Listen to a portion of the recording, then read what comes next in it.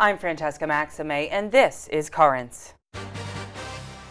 From Washington to the Vatican, condemning plans to burn the Koran. Lino Rulli gets a big catch. Best-selling author Father James Martin. This is your office. It is. It's very small. It's a nice office. Now, you took a vow of poverty, right? And Hello, Dali, a new exhibit shows the Catholic side of this well-known artist.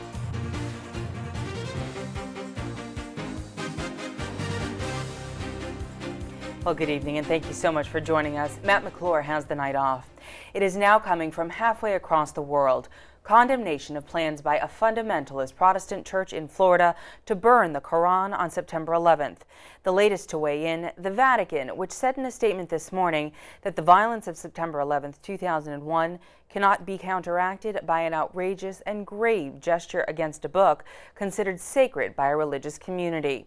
Despite criticism from around the world, including from U.S. military commanders, the pastor of the Florida church, Terry Jones, said today that he is still planning to go ahead with the book burning on 9/11. Still, many are hoping that he'll change his mind. I am not in a position to judge his communications with the Almighty, but I hope that his conscience and his good sense will take hold. This is not the right thing to do. It's not good for our country. It's not consistent with our values. If you can burn the holy book of one faith one day, you can burn the holy book of another faith the next. We ought to be promoting religious tolerance, not shredding it. I have the great fear that the story of bigotry, the story of hatred, the story of animosity to others is going to be taken by some to be the story of the real America, and it's not. This is not America. This is not our country. And we have to make sure that our country is known around the world as a place where liberty of religion, where respect for your neighbor, where love for your neighbor, and where these things are the most prominent in our society. America was not built on hatred. America was built on love. I am heartened by the clear, unequivocal condemnation of this disrespectful, disgraceful act that has come from American religious leaders of all faiths, from evangelical Christians to Jewish rabbis, as well as secular U.S. leaders and opinion makers. Our commitment to religious tolerance goes back to the very beginning of our nation.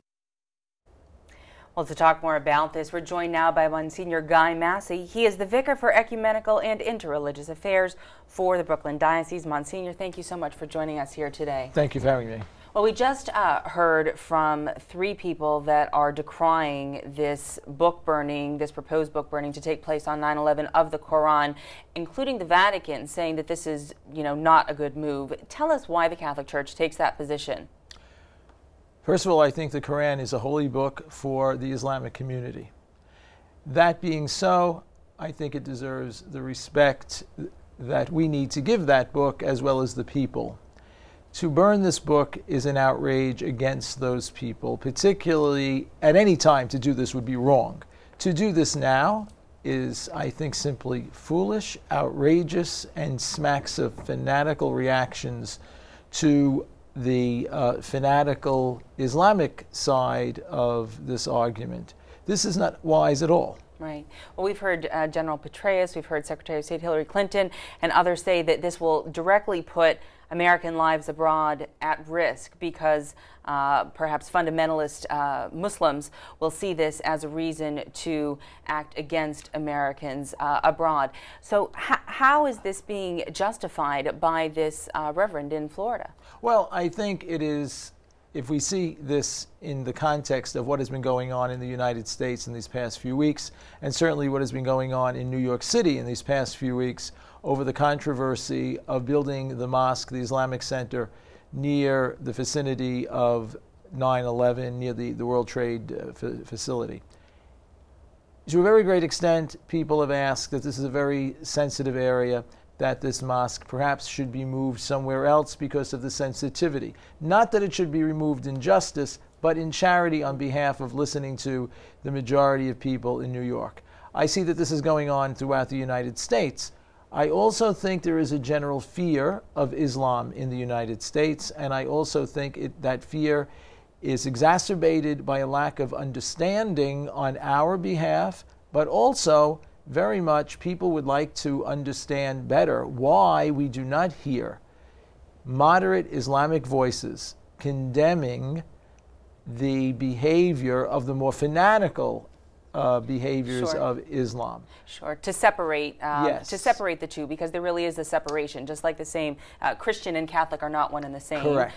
You know, the fundamentalist Islamic people are not the same as other people that espouse the Islamic faith.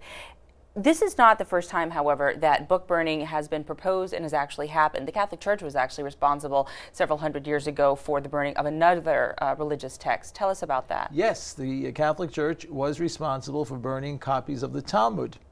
And the reason why they were burned was because of Sanhedrin 46-47, which is a tractate of the Talmud in which it discusses the death of Christ.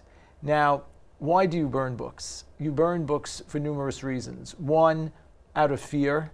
Two, you want to control the thinking of people. And I think that's an era and a time we have passed. I think we need to understand each other and therefore address these issues, not with book burnings, but rather learning from the books that we have so as to have a dialogue and to grow in a mutual understanding. We don't need to agree with what is in the Koran. We need to respect the people of the Koran. Sure. So moving forward then from this 9/11 upcoming, moving forward, given the fact that here in New York we do have the proposed mosque near Ground Zero, that debate is still present, although Yes. plans are scheduled to move forward for that. I've heard that other churches, other houses of worship in Florida are actually going to integrate into their services over the weekend some portion of the Koran to try and sort of meld the issue and be more hospitable, if you will. How do you think we can move forward from here and try and not let this create more of a problem? I think what we're having and seeing in this pastor is a very, very fundamental and fanatical reaction. On the other hand, you're also very fearful of a fundamental and fanatical reaction by fringe Islam to this event.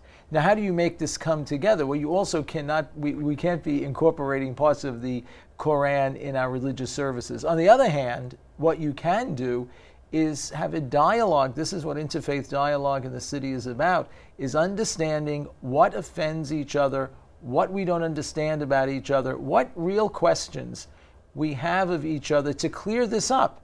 And once we could discuss this, we may agree or disagree, but we have to be able to live and be different and be able to have peace, particularly if you're living in the city of New York where we live so closely with each other. Education. Education is the main event here. All right. Well, thank you so much, Monsignor Massey, for joining us on this really topical issue.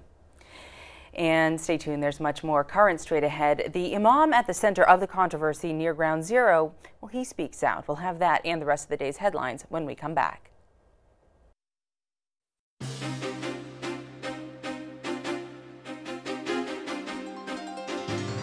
Welcome back to Currents. I'm Francesca Maxime. Coming up later, getting lost in the surreal world and the faith of a celebrated 20th century artist. But first, let's have a look at the day's headlines. Pope Benedict sent greetings to the United Kingdom ahead of his trip there next week. We have details from Rome Report. The Pope has sent a special message to the UK during his weekly general audience. This is an unusual gesture in preparation for the Pontiff's apostolic visit from the 16th to the 19th of September. I'm very much looking forward to my visit to the United Kingdom in a week's time, and I send heartfelt greetings to all the people of Great Britain. The Pope thanked all those helping to prepare for the visit, both Catholics and non-Catholics. He named especially government officials from Scotland, London, and Birmingham, as well as journalists and security forces. I am most grateful to Her Majesty the Queen and to His Grace the Archbishop of Canterbury for receiving me, and I look forward to meeting them. The Holy Father says that he is personally looking forward to the beatification of Cardinal John Henry Newman, a true Englishman.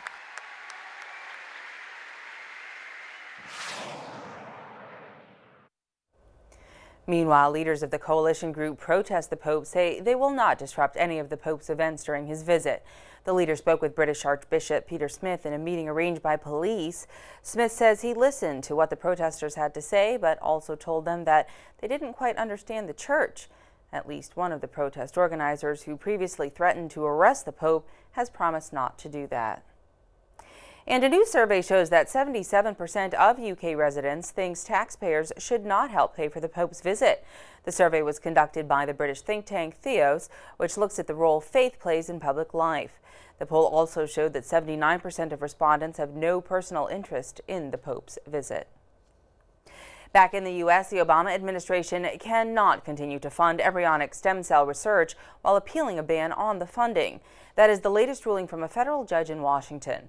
The same judge last month enforced the ban pending an appeal. In that ruling, the judge cited a 1996 amendment that prohibits government funding of research in which embryos are destroyed.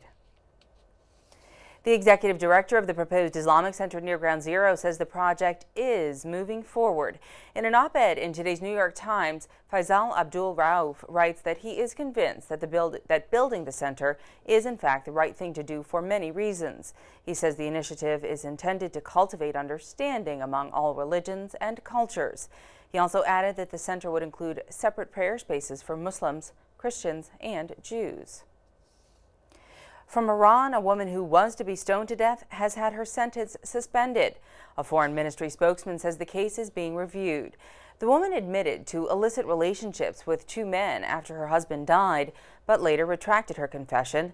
The Vatican was expected to ask for clemency in the case.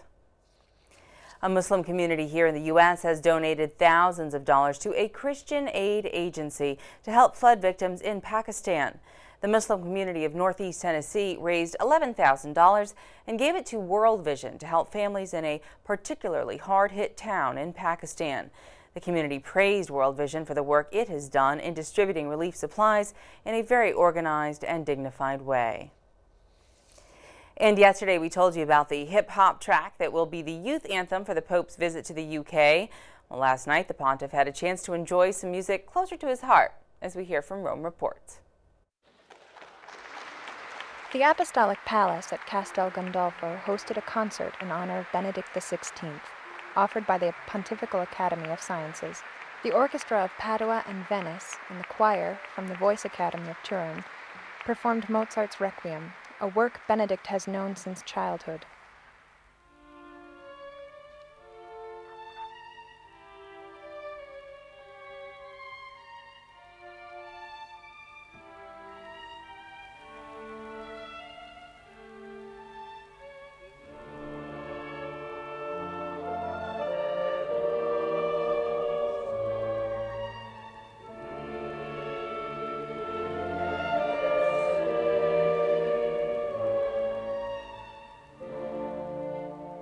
Ogni volta che ascolto la sua musica non posso non riandare con la memoria alla mia chiesa parrocchiale, quando da ragazzo nei giorni di festa risuonava una sua messa.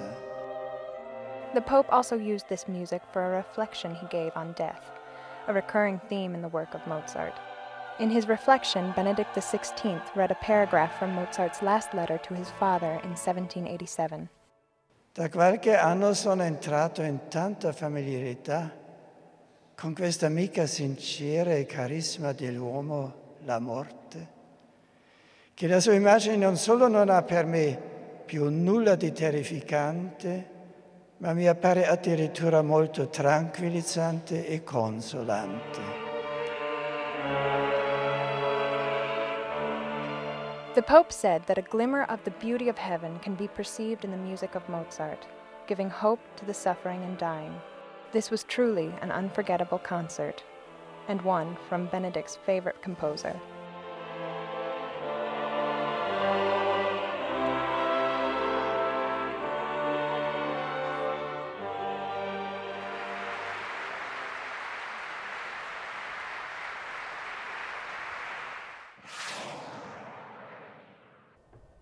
Stay tuned, there's more currents straight ahead. When we return, he's written about his life with the saints, and now Father James Martin goes one-on-one with Lino Rulli. And they say, ooh, Father Jim Martin's my life with the saints. Mm-hmm. I read that. I'm glad it's helping you score dates. That's really one of the reasons I write books.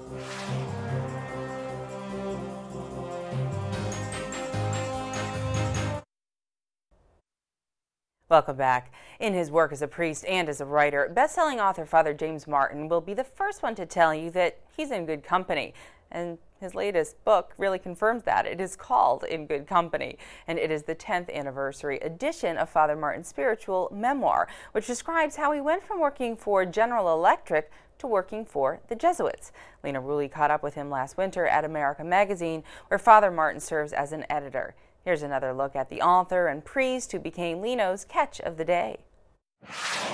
Father Jim Martin, been wanting to have you on for a long time. We finally get a chance to sit down and talk. I've been wanting to be on for a long time, and thanks for coming into this intimate setting of my office here. Now, this is your office. It is. It's very small. It's a nice office. Now, you took a vow of poverty, right? I did, and as you can see, I've taken it very seriously. Actually, this is the Lafarge Lounge in America magazine.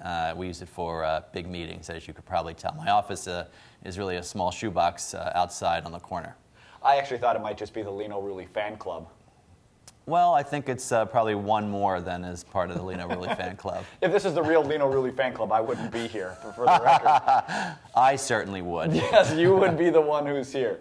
Now, some people, okay, you write books. What's the inspiration to write a book? I know a lot of people who write books, the inspiration is the cashola. Money, and you got a vow of poverty. Right, right. I really wait till I have something to say. I know that sounds banal, but I wait till I have something to say. And, it's the story of the book My Life with the Saints, which came out a couple years ago. I really wanted to tell the story of the saints.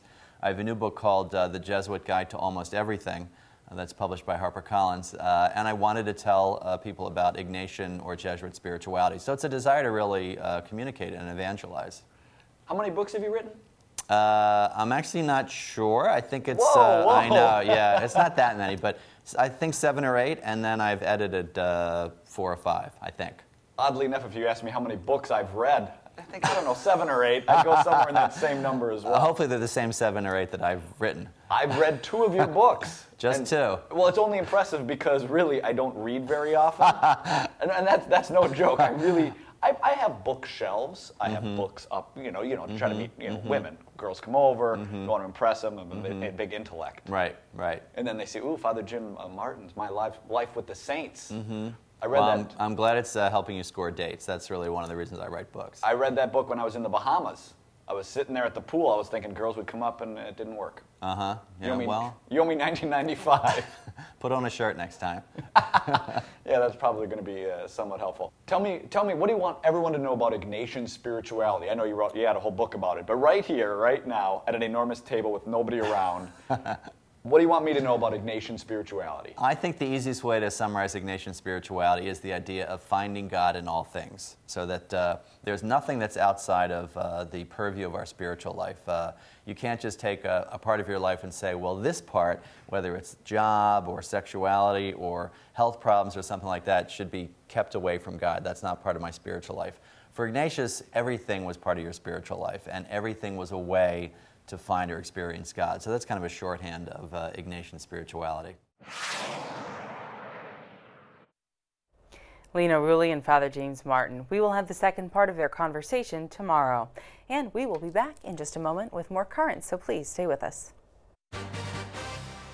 When we return, getting lost in the art and religion of this surrealist.